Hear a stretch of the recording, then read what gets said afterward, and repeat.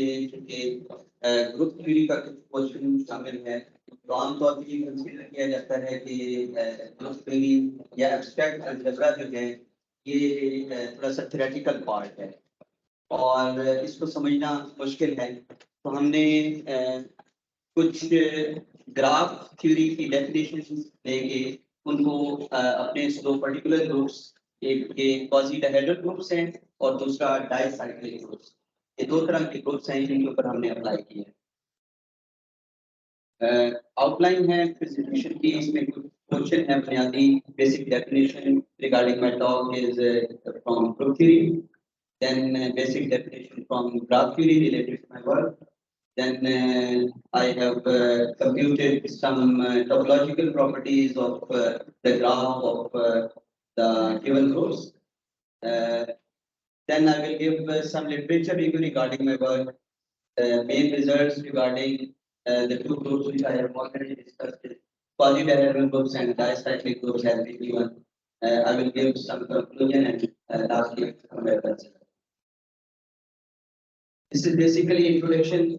Graph theory can be considered as the studies of symmetry to investigate the algebraic properties of groups. अगर आप group theory को देखें तो जो basic course हमारे एमएससी लेवल के ऊपर ग्रुप थ्योरी का पढ़ाया जाता है उसमें जितने भी ग्रुप थ्योरेटिकल स्ट्रक्चर्स हम पढ़ते हैं उन ग्रुप थ्योरेटिकल स्ट्रक्चर्स को एक्सप्लोर करने का मकसद ये होता है कि हम उनकी स्ट्रक्चरल प्रॉपर्टीज को डिस्कस कर सकें, उनकी अलजेब्राइक प्रॉपर्टीज को डिस्कस कर सकते हैं। तो हमने अपने इस रिसर्च वाले क्वेश्चन में ये जो ग्रुप्स हैं ग्रुप थ्योरी के अंदर ये जो कुछ फाइनाइट क्लासिफिकेशन ऑफ ग्रुप्स हैं और ये दो पर्टिकुलर ग्रुप्स जिसमें मैंने आपको बताया कि क्वाज़ी-डायहेड्रल ग्रुप्स हैं और डाइसाइक्लिक ग्रुप्स हैं, इन दोनों ग्रुप को हमने एक्सप्लोर किया है। इन ग्रुप्स को ग्राफ थ्योरेटिकली डिस्कस करने के लिए पहले हमारे पास कुछ graphs history of the graph theory में मौजूद हैं जिनको हम पर्टिकुलरली ये कैले ग्राफ के नाम से जानते हैं। कोई भी ग्रुप अगर आपके पास गिवन है तो उस ग्रुप का कैले ग्राफ आप आसानी से कंस्ट्रक्ट कर सकते हैं और उस कैले ग्राफ के थ्रू आप ग्रुप के डिफरेंट एस्पेक्ट्स जिसमें आपके पास सब ग्रुप्स हैं, जिसमें कोई बेसिक क्लासेस हैं, जिसमें centres and lines of the groups हैं या डिफरेंट और ग्रुप थ्योरेटिकल कैरेक्टरिस्टिक्स हैं उसको आप एक्सप्लोर कर सकते हैं। तो बेसिक डेफिनेशन की तरफ आए तो सारे लोग ग्रुप की डेफिनेशन को जानते हैं। उसमें non empty set equipped with some binary operation और वो इन तमाम कंडीशंस को सैटिस्फाई करके फॉर्म ग्रुप का नाम देते हैं। उसके बाद ये पर्टिकुलर ग्रुप है जिसको हम कंसीडर कर रहे हैं क्वाज़ी-डायहेड्रल ग्रुप। आपने इससे पहले ग्रुप सुने होंगे या पढ़े होंगे डायहेड्रल ग्रुप भी होता है जिसको आप ग्रुप ऑफ सिमेट्रीज का नाम देते हैं।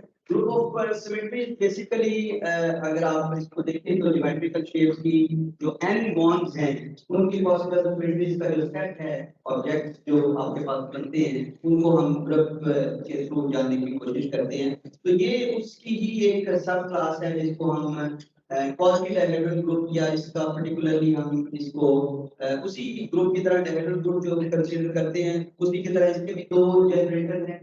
आपको याद होगा आप जो डायहेड्रल ग्रुप बेसिकली एमएससी में पढ़ते हैं तो उस डायहेड्रल ग्रुप्स में आपके पास उसके दो जनरेटर होते हैं, एक को आप रोटेशन का नाम देते हो और एक को आप रिफ्लेक्शन का नाम देते हो। तो रोटेशन का ऑर्डर जो है वो n होता है और रिफ्लेक्शन जो है उनके एलिमेंट्स का जो ऑर्डर है वो 2 होता है, जिस वजह से इस ग्रुप को आप dihedral group of order 2n का नाम देते हो। तो पर्टिकुलरली ये जो क्लास है ये क्वाज़ी-डायहेड्रल ग्रुप है और ये भी वहीं से ही रिड्यूस्ड है या डिराइव्ड है। इसको हम आमतौर पे अगर आप लिटरेचर में देखें तो इन क्वाज़ी-डायहेड्रल ग्रुप्स को हम सेमी-डायहेड्रल ग्रुप्स का भी नाम देते हैं। तो इसकी प्रेजेंटेशन इसके भी इसी तरह से दो जनरेटर हैं x y और उसकी प्रेजेंटेशन इस तरह से है।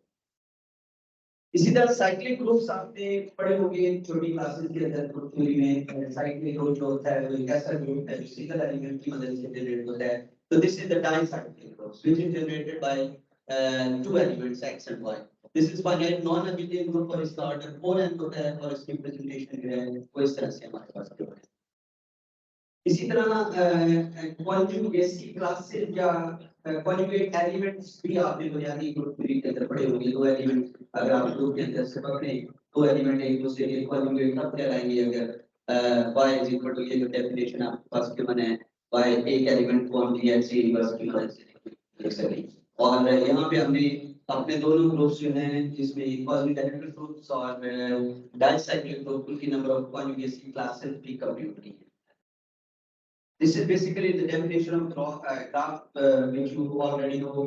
आपके पास ग्राफ एक ऐसा कोऑर्डिनेट पेयर्स का सेट होता है जिसमें कुछ पॉइंट होते हैं और कुछ लाइंस होती हैं। पॉइंट्स को आप वर्टिसेस का नाम देते हैं, एजेस को आप लाइन का नाम देते हैं, और नंबर ऑफ वर्टिसेस जो होते हैं वो बेसिकली ग्राफ का ऑर्डर होते हैं, और इसी तरह नंबर ऑफ एजेस हैं वो ग्राफ का साइज होता है। ग्राफ्स थ्योरेटिकल प्रॉपर्टीज को जानने के लिए हम एक नई डेफिनेशन बनाते हैं। ये लिटरेचर में गिवन है जिसको हम कम्यूटेटिव ग्राफ कहते हैं।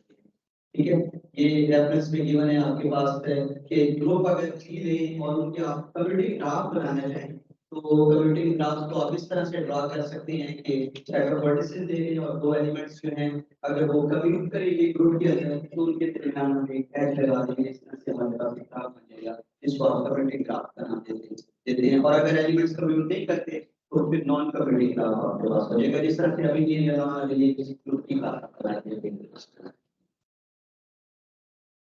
कुछ डेफिनेशंस और हैं। ये एक नया ग्राफ है जिसको आप पावर ग्राफ का नाम देते हैं। ग्रुप के अंदर से आप दो एलिमेंट पकड़ते हैं x और y, और अगर किसी एक एलिमेंट को दूसरे एलिमेंट की पावर की मदद से लिख सकें, ठीक है, तो ये हमारे पास एक नया ग्राफ बनता है जिसको हम पता है यानी वर्टिसेस आते हैं और वर्टिसेस पे उन दो एलिमेंट को आप इस तरह से बनाएं कि अगर एक एलिमेंट दूसरे की पावर तो जो नया ग्राफ बनेगा उसको हम पावर ग्राफ कहते हैं। Similarly, this is the enhanced power graph. इसमें दो एलिमेंट्स की मदद से दो एलिमेंट आप कंसीडर करें और दूसरा तीसरा एलिमेंट लें, और तीसरे एलिमेंट को अगर आप x और y की पावर में लिख सकें तो हमारे पास जो ग्राफ बनेगा उसको एनहांस्ड पावर ग्राफ कहते हैं। इसी तरह ये एक और डेफिनेशन है कॉन्जुगेसी क्लास ग्राफ। कॉन्जुगेसी क्लास ग्राफ ऐसी क्लास है किसी भी ग्राफ की जिसमें दो एलिमेंट एक दूसरे के कॉन्जुगेट तब होंगे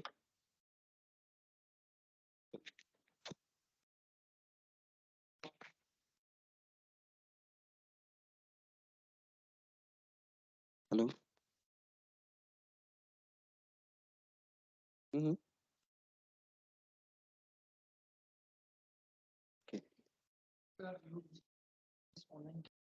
ओके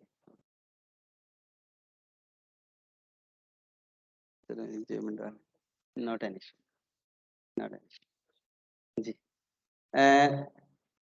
कॉन्जुगेसी क्लास ग्राफ में हम दो वर्टिसेस को इस तरह से ज्वाइन करते हैं कि अगर उन दोनों का कॉमन डिवाइजर जो है वो ग्रेटर देन 1 होगा तो हम उनके दरमियान एक एज लगा देंगे। इसी तरह से ये बुनियादी डेफिनेशंस हैं कुछ ग्राफ थ्योरी की, जिसमें एक क्रोमैटिक नंबर है। क्रोमैटिक नंबर बेसिकली ग्राफ को कलर करने के लिए मिनिमम नंबर ऑफ कलर्स जो रिक्वायर होते हैं उसको हम क्रोमैटिक नंबर का नाम देते हैं। Similarly this is the click graph. Click is the set of vertices on which the induced सब ग्राफ इज कंप्लीट। यानी अगर आप कोई ग्राफ ले लें और उसका कोई subgraph as a complete graph ले लें तो उसको हम कंप्लीट का नाम देते हैं। और कंप्लीट क्लीक नंबर जो है that is the largest length of the clique is known as the clique number. Similarly, this is the independent set of the graph. This is the set of vertices in such a way that no two vertices in beta are adjacent to each other. यानी अगर आपके पास कोई graph G given है, उस G के अंदर जो भी vertices non adjacent होंगे उनका आप सेट बना लेंगे तो that is known to be the independent set, और number of vertices in a maximum independent set, this is known to be the independent number.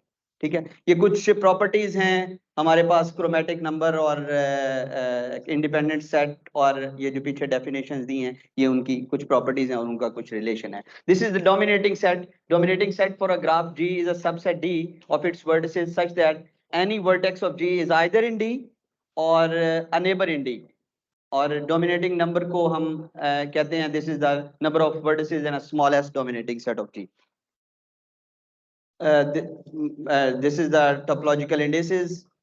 Molecular graph theory की applications हैं। जो लोग ग्राफ थ्योरी में काम कर रहे हैं वो वेल नोन है इससे कि टॉपोलॉजिकल इंडेक्स जो है वो एक ऐसा फंक्शन होता है जो किसी भी ग्राफ को या सेट ऑफ सिंपल ग्राफ्स को किसी रियल नंबर के ऊपर मैप करता है और वो किसी केमिकल या मॉलिक्यूलर जो स्ट्रक्चर है उसकी फिजियोकेमिकल कैरेक्टरिस्टिक को किसी न किसी फंक्शन के साथ एसोसिएट करके प्रिडिक्ट करता है। तो हम ये कहते हैं कि this is the topological index. Topological indexes molecular graph में या लिटरेचर के अंदर बहुत सारी हैं, जिसमें डिग्री बेस्ड इंडेक्सेस हैं, जिसमें डिस्टेंस बेस्ड इंडेक्सेस हैं, जिसमें हमारे पास कुछ स्पेक्ट्रम बेस्ड इंडेक्सेस हैं और कुछ इंडेक्सेस ऐसी भी गिवन हैं जो डिस्टेंस बेस्ड हैं, स्पेक्ट्रम बेस्ड हैं या मुख्तलिफ किस्म की और इंडेक्सेस। अभी there are more than 300 topological indexes हमारे पास लिटरेचर के अंदर अवेलेबल हैं। तो हम मैथमेटिक्स में आजकल चूंकि ग्राफ थ्योरी में ज्यादा काम हो रहा है तो लोग इंडेक्स चेंज करते हैं और फिर एक नया जाहिर है उसी स्ट्रक्चर के ऊपर काम शुरू कर देते हैं। ये दो इंडेक्स जो हैं ये बुनियादी इंडेक्सेस हैं। इसमें हमारे पास ज़ैग्रेब इंडेक्सेस हैं, जिसको फर्स्ट ज़ैग्रेब इंडेक्स और सेकंड ज़ैग्रेब इंडेक्स का जो लोग ग्राफ थ्योरी में काम कर रहे हैं वो वेल नोन है इससे कि this is the definition of first Zagreb index and this is the definition of second Zagreb index. इसी तरह ज़ैग्रेब इंडेक्सेस के साथ जो एसोसिएट कुछ स्पेक्ट्रल प्रॉपर्टीज हैं उसको हम ज़ैग्रेब एनर्जी का नाम देते हैं। तो अगर हम एनर्जी की जो बेसिक डेफिनेशन है सम ऑफ ऑल द एप्सिलॉन, कोई भी ग्राफ अगर आपके पास गिवन है तो उस ग्राफ का अगर आप एडजेसेंसी मैट्रिक्स ड्रा करते हैं, जाहिर है एडजेसेंसी मैट्रिक्स को आप जानते हैं, दो वर्टिसेस अगर आप कनेक्टेड होंगे तो मैट्रिक्स n क्रॉस n जो बनेगा उसमें 0 पुट कर देंगे। अगर वर्टिसेस जो हैं वो आपस में कनेक्ट नहीं होंगे तो आप वहां पे 0 लगा देंगे, अगर कनेक्ट होंगे तो 1। तो वहां से एक मैट्रिक्स बनता है, उसकी कैरेक्टरिस्टिक और बेसिक लीनियर अलजेब्रा के अंदर आप कैरेक्टरिस्टिक पॉलिनोमियल और आइगन वैल्यूज वगैरह कैलकुलेट करते हैं। उसकी ये एप्लीकेशन है जिसको आप डिफरेंट जो आइगन वैल्यूज हैं उनके सम को आप एनर्जी से इंडिकेट करते हैं और अगर हम आइगन वैल्यूज की जगह कॉरेस्पॉन्डिंग इंडिसेस यूज कर दें तो वो बेसिकली उसी की एनर्जी बन जाती है, जिसको हमने ज़ैग्रेब इंडेक्स यूज करके ज़ैग्रेब फर्स्ट और ज़ैग्रेब सेकंड एनर्जी का नाम दिया। ठीक है, ये this is some literature review regarding my work, जिसमें पहला जो रेफरेंस है वो 1967 में न्यूमैन ने कम्यूटिंग और नॉन कम्यूटिंग ग्राफ के ऊपर काम किया। 1990 में कॉन्जुगेसी क्लास ग्राफ को डिफाइन किया गया और बर्ट्रान ने कॉन्जुगेसी क्लास को डिफाइन करके मुख्तलिफ ग्रुप्स की कॉन्जुगेसी क्लासेस निकाली। बियांची 2014 उसने regularity of conjugacy class graph, this is CCC means conjugacy class graph, और कुछ रिजल्ट्स प्रेजेंट किए। इसी तरह ये टॉलू ने conjugate classes ग्राफ्स इंट्रोड्यूस किए और कुछ नॉन अबिलियन क्लास के conjugate क्लास ग्राफ जो हैं वो डिटरमिन किए। Next, spectral graph theory related to the algebraic graph theory, which is becoming more popular in organic chemistry for a variety of reasons, जिसके through हम मुख्तलिफ physiochemical characteristics को predict करते हैं मुख्तलिफ मॉलिक्यूलर कंपाउंड्स की। हमारे पास जो गिवन ग्राफ्स हैं उनको हम अपने मॉलिक्यूलर कंपाउंड्स के साथ कंपेयर करके वर्टिसेस को एटम और जो एजेस हैं उनको आप बॉन्ड का नाम देते हैं और एक अपने ग्राफ को एसोसिएट करते हैं किसी केमिकल ग्राफ के साथ। और गटमैन जो है 1978 में इन्होंने एनर्जी का आइडिया दिया यानी मॉलिक्यूलर ग्राफ्स के ऊपर और फिर मुख्तलिफ एनर्जीज जो हैं वो कंप्यूट की गई। This is first result of the of my work. This is मेरा जो काम है इसमें हम 3 हिस्से देखेंगे। पहले हिस्से के अंदर हम ग्रुप थ्योरी का जो फाइनाइट हिस्सा है जिसको आप फाइनाइट ग्रुप थ्योरी का नाम देते हो। आप लोगों ने छोटी क्लासेस में एमएससी के अंदर क्लासिफिकेशन ऑफ ग्रुप्स पढ़े होंगे कि आपके पास अगर कोई ग्रुप, जाहिर है अगर कोई ग्रुप है तो उसका ऑर्डर कोई नंबर है, इंटीजर है। तो फंडामेंटल थ्योरम ऑफ अरिथमेटिक हमें ये बताता है कि हर इंटीजर जो है that can be written as the product of prime. तो अगर कोई ग्रुप जो है उसका ऑर्डर एक इंटीजर है और उसको हम प्राइम की सूरत में लिख सकते हैं, तो लिटरेचर में बहुत सारे रिजल्ट्स हमारे पास अवेलेबल हैं कि उसकी प्राइम फैक्टराइजेशन में जिस तरह के प्राइम इन्वॉल्व होंगे उसकी अलजेब्राइक प्रॉपर्टीज भी उसी तरह से उसके साथ एसोसिएट होंगी। जैसे कौशी ने हमें ये कहा था कि अगर हमारे पास कोई ग्रुप जी गिवन है और उसके ऑर्डर n है और उसकी प्राइम फैक्टराइजेशन कर लें तो हर प्राइम ऑर्डर का एक एलिमेंट जी के अंदर जरूर मौजूद होगा। सिमिलरली इस जो ग्रुप फाइनाइट ऑर्डर के हैं उसमें एक बड़ा बुनियादी सा रिजल्ट है जिसको आप लैग्रांज थ्योरम का नाम देते हैं, और लैग्रांज थ्योरम के कन्वर्स के लिए फिर पूरी थ्योरी अवेलेबल है जिसको आप प्रूफ करने के लिए जो अटेम्प्ट की गई जिसको आप साइलो थ्योरी का नाम देते हैं। तो साइलो थ्योरी ही बेसिकली ग्रुप की क्लासिफिकेशन के लिए इस्तेमाल होती है। तो basically we are going to classify the finite groups into the graph theoretical aspects of different groups. तो उसमें पहला रिजल्ट है हमारे पास कि अगर कोई ग्रुप जी आपके पास है और वो फाइनाइट है, हम ग्राफ का ग्रुप के साथ कंपैरिजन कर रहे हैं। अगर जी कोई ग्रुप है तो ग्रुप अगर फाइनाइट है तो उसकी जो मैक्सिमल क्लीक है कम्यूटिंग ग्राफ की, this is the maximal abelian सब ग्रुप ऑफ जी। यानी अगर आप ग्रुप का कोई आपको अभी बताया है कि ग्रुप आप कंसीडर कर लें, उसके जो एलिमेंट कम्यूट कर रहे हैं उनके दरमियान आप एज लगा दें तो उसका जो ग्राफ बनेगा तो उसके ग्राफ की जो मैक्सिमल क्लीक होगी वो बेसिकली ग्रुप में मौजूद मैक्सिमल अबिलियन सब ग्रुप को इंडिकेट करेगी। ठीक है, इसी तरह maximal click in the enhanced power graph of a group G, that is the maximal cyclic subgroup of G। यानी अगर एनहांस सब ग्राफ जो डेफिनेशन हमने पीछे बनाई उसमें अगर आप देखें तो एनहांस सब ग्राफ बेसिकली एक ऐसा ग्राफ था जिसमें हम G के अंदर से एक एलिमेंट लेते थे और G के दो एलिमेंट को फिक्स करते हुए उनमें से किसी भी एलिमेंट की पावर की मदद से वो ग्राफ जनरेट करते थे। तो ये बड़ा मजेदार रिजल्ट है जिसमें maximal clique in the enhance power graph of a group is maximal cyclic group of G।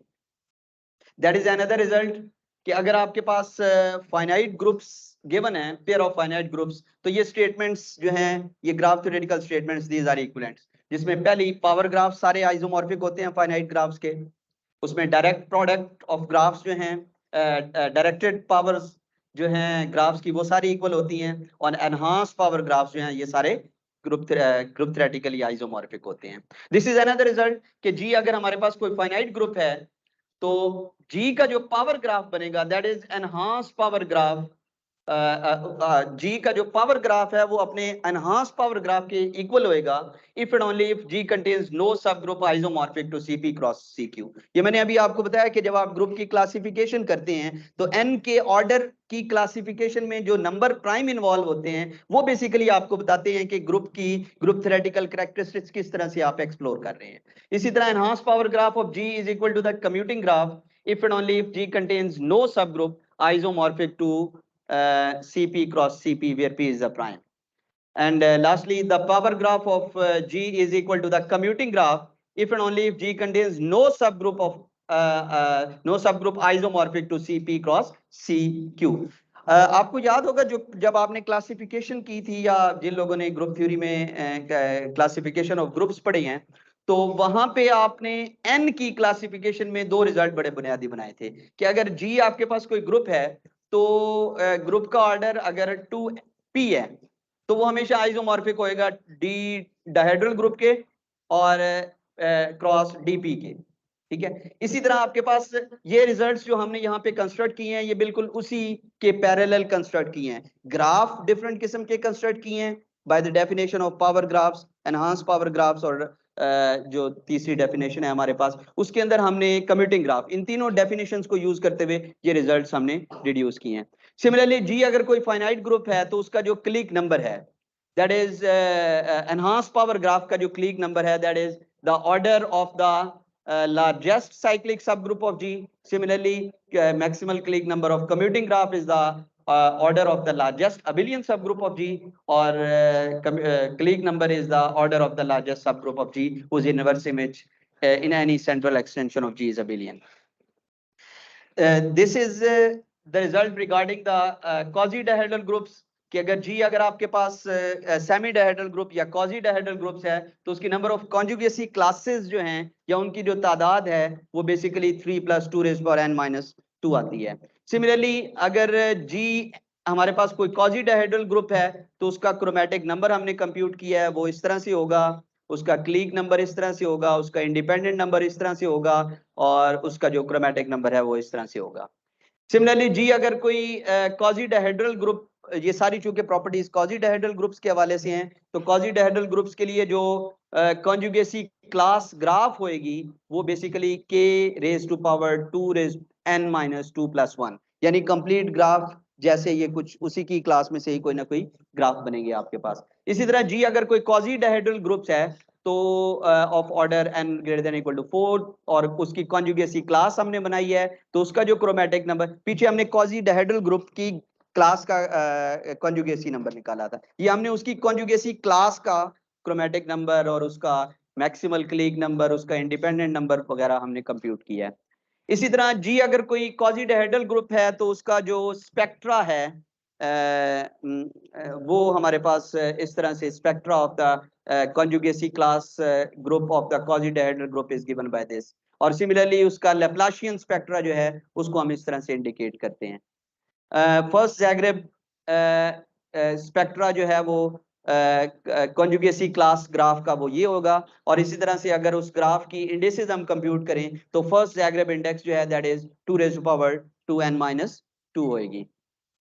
इसी तरह जी अगर कोई क्वाजी डायहेड्रल ग्रुप है तो उसकी सेकंड ज़ैग्रेब इंडेक्स जो है वो उसका जो स्पेक्ट्रा है वो इस तरह से होगा, और फर्स्ट ज़ैग्रेब इंडेक्स और सेकंड ज़ैग्रेब इंडेक्स के दरमियान जो रिलेशनशिप होएगा क्वाजी डायहेड्रल ग्रुप के लिए, दैट इज जो एनर्जीज हमने निकाली हैं पीछे, that is E2 is equal to 2 raise power n minus 2 into E1।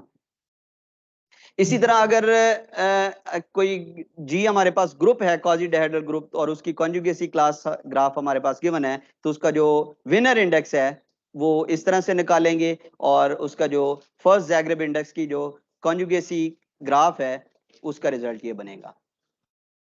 Similarly second Zagreb index की जो कॉन्जुगेसी क्लास ग्राफ का सेकंड ज़ैग्रेब इंडेक्स है वो ये होगा, और सेकंड विनर इंडेक्सेस जो हैं वो इस तरह से हम देखेंगे। सिमिलरली अगर conjugacy class graph quasi dihedral group का गिवन है तो उसका first Zagreb index with respect relation between the first Zagreb energy और Wiener energy that is given in this form, और सिमिलरली अगर सेकंड ज़ैग्रेब इंडेक्स और first Zagreb index के दरमियान रिलेशनशिप हमने देखना है तो उसके कॉन्जुगेसी क्लास ग्राफ का वो ये गिवन है। These are the result related to the dicyclic groups, जिसमें पहला रिजल्ट है कि DN अगर कोई डाइसाइक्लिक ग्रुप है और उसका ऑर्डर 4n है तो उसका जो कॉन्जुगेसी क्लास जो कॉन्जुगेसी ग्राफ होगा उसको हम लिखेंगे n-1 into K2 union 2kn type, इस टाइप का हमारे पास ग्राफ बनेगा और ये डिसजॉइंट यूनियन होगी। इसी तरह GN अगर डाइसाइक्लिक ग्रुप है और 4n तो चूंकि इसमें दो एक पीस वाइज फंक्शन बना है, n अगर इवन है तो जो कॉन्जुगेसी क्लास ग्राफ बनेगा वो kn माइनस kn प्लस 1 होगा, और अगर n ऑड है तो वो ग्राफ जो है वो इस टाइप का होएगा। इसी तरह अगर आपके पास डाइसाइक्लिक ग्रुप है और n पॉजिटिव इंटीजर है तो उसका जो एडजेसेंसी स्पेक्ट्रा या उसका जो एडजेसेंसी मैट्रिक्स स्पेक्ट्रा मल्टीप्लिसिटीज की मदद से जो आएगा वो ये बनेगा, और उसका कॉन्जुगेसी क्लास का जो स्पेक्ट्रा बनेगा वो इस तरह से बनेगा। देन अगर जी कोई डाइसाइक्लिक ग्रुप है ऑफ ऑर्डर 4n और n कोई पॉजिटिव इंटीजर है तो उसकी कॉन्जुगेसी क्लास ग्राफ का जो स्पेक्ट्रा है उसको हम इस तरह से इंडिकेट करेंगे, और लैप्लाशियन स्पेक्ट्रा की जो वैल्यू है वो हमारे पास ये मैट्रिसेस हो जाएंगी विद मल्टीप्लिसिटीज। अगर जी कोई डाइसाइक्लिक ग्रुप है विद द सेम ऑर्डर तो उसकी लैप्लाशियन एनर्जी अगर n इवन है तो वो 2n हो जाएगी, और अगर n ऑड है तो वो 2n माइनस 2 हो जाएगी। सिमिलरली जी अगर डाइसाइक्लिक ग्रुप है, जी सर, जी सर, सर अवेलेबल है मेरे पास। सर इसके जो प्रूफ्स हैं बेसिकली वो इनकी कॉन्जुगेसी क्लासेस की मदद से किए गए। जब हम कॉन्जुगेसी क्लास बनाते हैं किसी भी ग्रुप की तो जो डेफिनेशंस हमने यूज की हैं कॉन्जुगेसी क्लास ग्राफ्स की, तो उसके लिए बेसिक टेक्निक्स तो ग्रुप के इनके थ्योरम्स के प्रूफ के लिए वही हैं जो ग्राफ थ्योरी में हम आमतौर पर इंडक्शन वाला मेथड इस्तेमाल करते हैं, वही जो इंडक्शन वाला मेथड हम इस्तेमाल करते हैं, उसमें कोई नई टेक्निक नहीं है। क्योंकि ये बाउंड्स वगैरह नहीं है तो हमें उस तरह से फंक्शन नहीं लेने पड़ते, हमें सिर्फ ग्राफ को की क्लासेस को एक्सप्लोर करना पड़ता है। हमने किया ये है सर कि इसके लिए फिर एक प्रोग्राम हमने बनाया कंप्यूटर साइंस के किसी स्टूडेंट से मिलके, तो हमने वेरीफाई भी किया कि जो हमारी वैल्यूज आ रही हैं बड़ी क्लास के लिए ग्राफ कंस्ट्रक्ट करके वो that is the same that we have already constructed in this particular इसी तरह से अगर G कोई डाइसाइक्लिक ग्रुप है और N पॉजिटिव इंटीजर है तो उसका सेकंड ज़ैग्रेब एनर्जी की वैल्यू ये आ रही है, और first Zagreb energy of the conjugacy class graph. Basically ये सारी कंप्यूटेशन है। हम चूंकि ग्रुप थ्योरी के अंदर जो मुख्तलिफ ग्रुप्स हैं उनके हम ग्राफ बना रहे हैं और उनकी ग्राफ के थ्रू उन ग्रुप्स को एक्सप्लोर करने की कोशिश कर रहे हैं। ठीक है। सिमिलरली अगर कॉन्जुगेसी क्लास ग्राफ आपके पास डाइसाइक्लिक ग्रुप का ये है तो उसका जो मैक्सिमम क्लीक है डाइसाइक्लिक ग्रुप का, उसकी जो विनर इंडेक्स बनेगी ग्राफ की, दैट इज दिस। और इसी तरह से उसकी जो first Zagreb energy, first Zagreb index और विनर के दरमियान जो रिलेशनशिप होगा that is given in this. Similarly, this is also the relationship between the conjugacy class graph of the first and second Zagreb indices, and this is the winner index of the conjugacy class of the dicyclic group. This is the conclusion. Over the last few years, a lot of attention has been paid to the studying groups and their graphs. Using concepts from group theory and graph theory, we have analyzed the group theoretic aspects of two different groups that is known to be the quasi-dihedral groups and dicyclic groups. And we have computed firstly the conjugacy classes of quasi-dihedral groups and the dicyclic groups. Then we constructed the conjugacy class graphs and classify these graphs into their components. Moreover, we have also presented spectral properties of the graphs of the classes of quasi-dihedral groups and dicyclic groups. And these are the main references.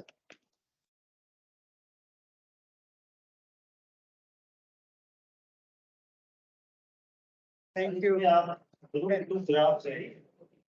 जल्दी मत करो, तेरे पीछे और भी लोग बैठे हुए हैं। पीछे से क्वेश्चन आए पहले जी। बच्चे मैंने पहले आपको बताया कि ग्रुप्स जो हैं बेसिकली वो ऑब्जेक्ट्स की सिमेट्रीज हैं।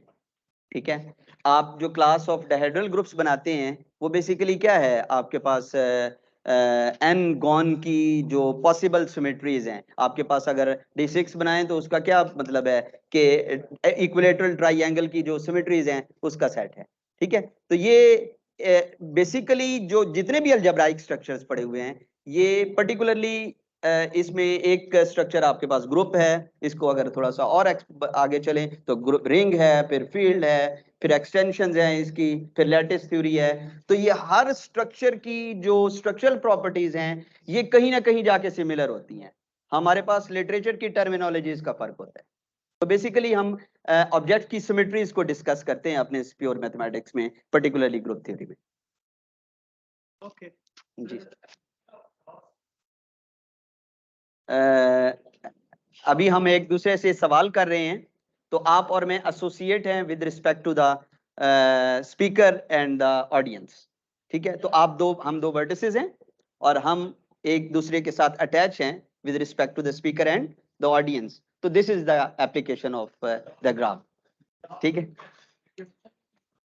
सॉरी हाँ जी, इंक्रिप्शन। और मेरा एक स्टूडेंट है उसको मैं काम करवा रहा हूँ लीनियर अलजेब्रा को यूज करते हुए।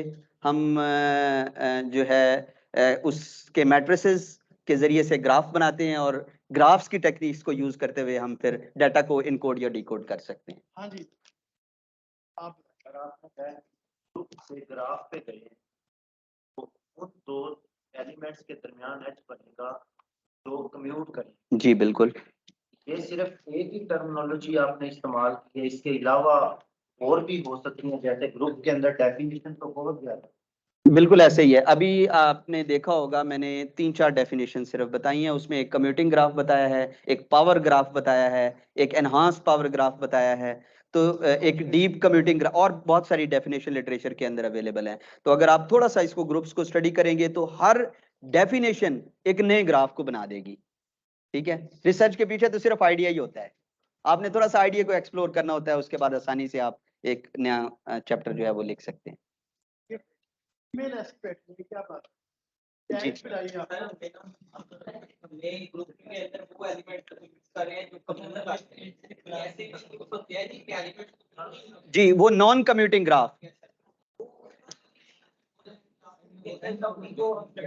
बिल्कुल ऐसे ही है। आपके पास देखिए, मैंने अभी बताया कि अभी इन्होंने मुझसे सवाल किया कि ग्रुप के एलिमेंट्स के बिहेवियर की मदद से हम देख सकते हैं। अभी मैंने जो यहाँ बात की है क्वाज़ी-डायहेड्रल ग्रुप्स के, वो कम्यूटिंग ग्राफ की बात की है। आप आसानी से नॉन कम्यूटिंग ग्राफ को भी देख सकते हैं, यानी वो एलिमेंट्स जो कम्यूट नहीं कर रहे, हाँ जी, उनकी रिलेशन डिफाइन करके आप एक नई डेफिनेशन बना के उनके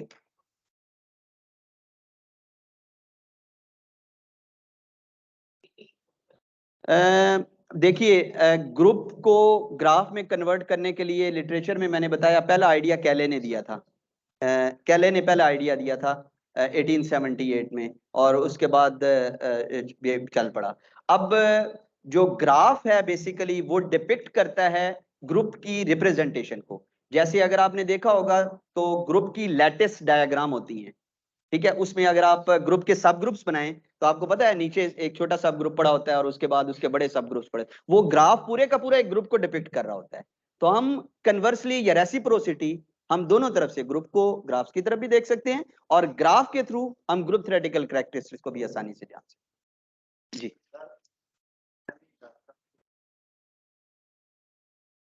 जी जी जी रियल लाइफ एग्जांपल बताएं जो ग्राफ ना हो, आपसे भी पूछ रहा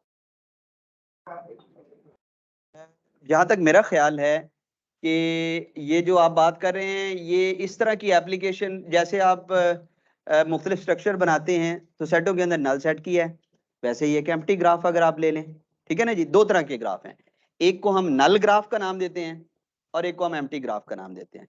नल ग्राफ को तो हम आमतौर पे कहते हैं जी, जिन्होंने ग्राफ थ्योरी पढ़ी है, कि जी आपके पास n वर्टिसेस का सेट है जिनके दरमियान एज जो है वो नहीं है, ठीक है। इसी तरह से अगर हम ऑपरेशन दो ग्राफ के दरमियान बनाएं, ठीक है, फॉर एग्जांपल आप इंटरसेक्शन का ऑपरेशन बनाना चाह रहे हैं और दो ग्राफ में कोई चीज कॉमन नहीं आ रही, ठीक है, तो जाहिर है उसको आपने किसी चीज से इंडिकेट करना है ना।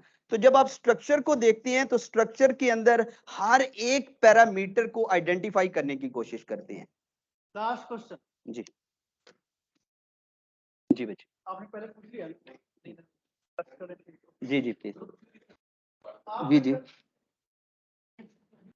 जी जी कि हम आज क्लासिफिकेशन जो नॉन एग्जिस्ट ग्रुप्स की है उसमें क्यों कामयाब नहीं? ग्रुप थ्योरी जो हमारी क्लास, ये जो ग्रुप थ्योरी है आपके पास, ये सारी आप सही कह रहे हैं, आप सही कह रहे हैं। मैंने आपको बताया कि जो हमारी ग्रुप थ्योरी जो पढ़ रहे हैं हम, ये सारी क्लासिकल ग्रुप थ्योरी है, जैसे आप समझे फाइनाइट ग्रुप थ्योरी की भी शक्ल है। ग्रुप थ्योरी पे अब जितना काम हो चुका हुआ है उससे ज्यादा काम नहीं हो सकता। भाई हो सकता है आने वाले वक्तों में कोई नए होराइजन खुले। अब चूंकि इन्हीं स्ट्रक्चर्स को यूज करते हुए मुख्तलिफ किस्म के अलजबराज फॉर्म हो रहे हैं, जिसमें BCK अलजबरा है, BCL, मुख्तलिफ अलजबराज फॉर्म करते जा रहे हैं लोग ना।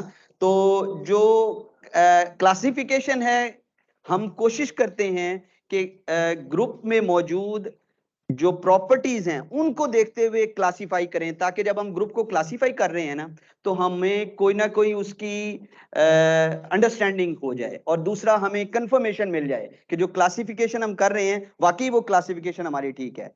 ग्रुप, आपको पता है ग्रुप के अंदर या स्ट्रक्चर्स के अंदर कम्यूटेटिविटी और नॉन कम्यूटेटिविटी, ये दो ही प्रॉपर्टीज हैं, ठीक है। ऐसा क्यों नहीं है कि आप कम्यूटेटिव अलजबरा पढ़ते हैं और नॉन कम्यूटेटिव अलजबरा नहीं पढ़ते, सही है ना जी। तो कम्यूटेटिव अलजबरा हम उस चीज को एक्सप्लोर करने की कोशिश करते हैं जिसमें कोई पोटेंशियल मौजूद हो, ठीक है। Anyway, it's enough. Thank you very much. Sir thank you. Like that. जी जी प्लीज प्लीज, जी जी। Maximum click number. So my question is that how can we extend to ideal?